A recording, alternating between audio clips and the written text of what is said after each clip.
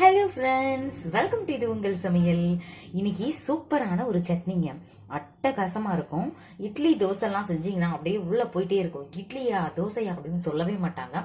அந்தளவுக்கு ரொம்ப டேஸ்டியாக, ஹெல்த்துக்கும் ஆரோக்கியத்துக்கும் எந்தவித பாதிப்புமே இல்லாமல் மேம்படுத்துகிற மாதிரி அப்படி என்ன சட்னி இது அப்படின்னு சொல்லிட்டு வாங்க வீடியோக்குள்ளே போயிட்டு சட்டன் பார்த்துடலாம். அடுப்பில் ஒரு கடாய் வச்சுக்கோங்க. இப்போ இதில் வறுக்க வேண்டியது எல்லாத்தையுமே நம்ம வறுத்தரலாம். ஃபர்ஸ்ட்டு மிளகு சேர்த்துக்கலாங்க. 1 டீஸ்பூன் அளவு மிளகு இதில் சேர்த்துக்கோங்க. இதை நல்லா லோ ஃப்ளேம்லேயே இதை லைட்டாக வறுத்துக்கோங்க. இது லைட்டாக சூடு ஏறினதுக்கப்புறம் அடுத்தது சேர்த்துக்கலாம். நல்லா சூடு ஏறிடுச்சு. இந்த நேரத்தில் 3/4 டீஸ்பூன் அளவு வெந்தயம் சேர்த்துக்கோங்க. வெந்தயம் கருகிடக்கூடாது. அது மட்டும் இல்லாமல் ரொம்ப கலர் சேஞ்ச் ஆயிருச்சு அப்படின்னா உங்களுக்கு அந்த சட்னியோட ஸ்மெல்லையே டேஸ்ட்டையே கெடுத்துரும். அதனால மிளகு சேர்த்துட்டு சூடு ஏறினதுக்கு அப்புறமேட்டு வெந்தயம் சேர்த்துக்கோங்க. லைட்டாக அதை வறுத்து விடலாம். நல்லா லோ ஃப்ளேம் பண்ணிக்கோங்க அடுப்பை. மிளகாய் வத்தல் காரத்துக்கு தகுந்தாப்புல சேர்த்துக்கோங்க. நான் இன்னைக்கு 5 வத்தல் மட்டும் சேர்த்துருக்குறேன். வறுத்தது எல்லாத்தையும் தனியாக ஒரு தட்டில் எடுத்து வச்சுக்கோங்க, ஆறட்டும். இதுல 1 டீஸ்பூன் அளவு நல்லெண்ணெய் சேர்த்துக்கோங்க. இந்த எண்ணெயிலேயே ஒரு 2 தக்காளியை பழமா சேர்த்து நம்ம இதுல சேர்த்துக்கலாம்.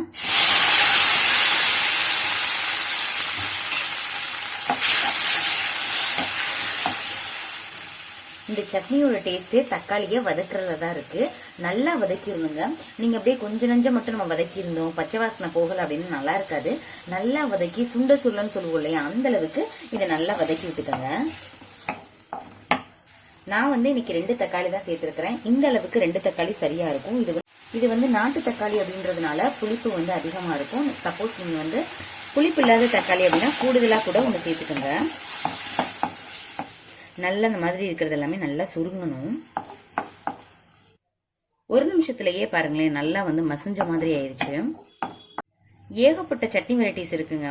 நம்ம சேனல்லையே 50க்கும் மேல போட்டுட்டு இருக்கோம். ஏன்னா நம்ம சவுத் இந்தியன்ல பாத்தீங்கன்னா நம்ம அடிக்கடி இட்லி தோசை இந்த மாதிரி நம்ம செய்வோம். அதுக்கு ஒரே மாதிரி தேங்காய் சட்னி செய்யறதை விட வித்தியாசமா நீங்க செஞ்சீங்க அப்படின்னா நம்ம இட்லி தோசை சாப்பிடுற ஃபீலே இருக்காது.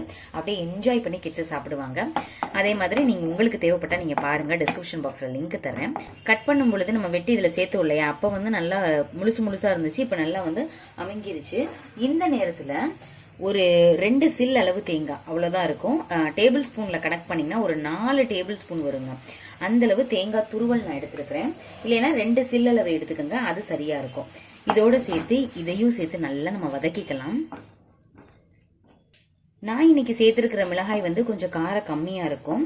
உங்களுக்கு நீங்க காரம் அதிகமா வேணும் அப்படின்னு நீங்க நினைச்சீங்க அப்படின்னா நீங்க நார்மல் மிளகாயை நீங்க சேர்த்துக்கலாம்.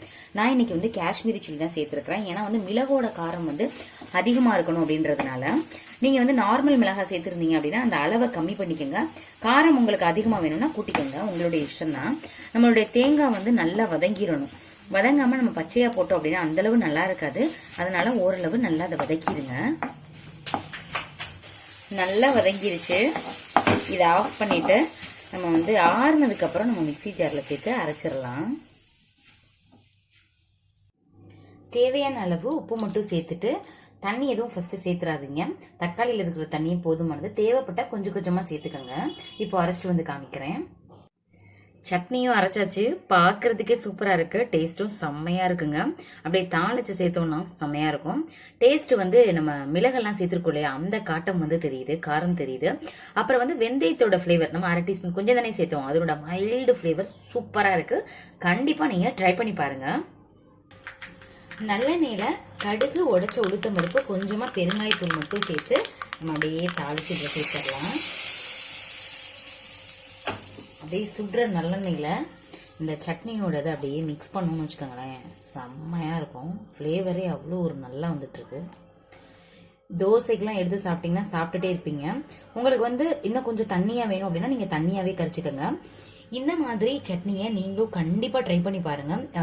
ஒரே மாதிரியே தேங்காய் சட்னி, தக்காளி சட்னி இல்லாம ட்ரை பண்ணி பார்த்துட்டு எப்படி இருந்துச்சு அப்படின்னு சொல்லிட்டு கமெண்ட் பண்ணுங்க. இதே மாதிரி நிறைய ரெசிபிஸ் நம்ம சேனல்ல போட்டிருக்கோம். எஸ்பெஷலி இந்த சட்னியை ட்ரை பண்ணி பார்த்துட்டு கண்டிப்பா எப்படி இருந்துச்சு அப்படின்னு சொல்லிட்டு கமெண்ட் பண்ண மறந்துடாதீங்க. உங்களுக்கு பிடிச்சிருந்துச்சு அப்படின்னா உங்களோட ஃப்ரெண்ட்ஸ் அண்ட் ரிலேட்டிவ்ஸ் கூட ஷேர் பண்ணுங்க. ஓகே ஃப்ரெண்ட்ஸ், இதே மாதிரி ஒரு இன்ட்ரெஸ்டிங்கான வீடியோல பார்க்கலாம். தேங்க்யூ, பாய்.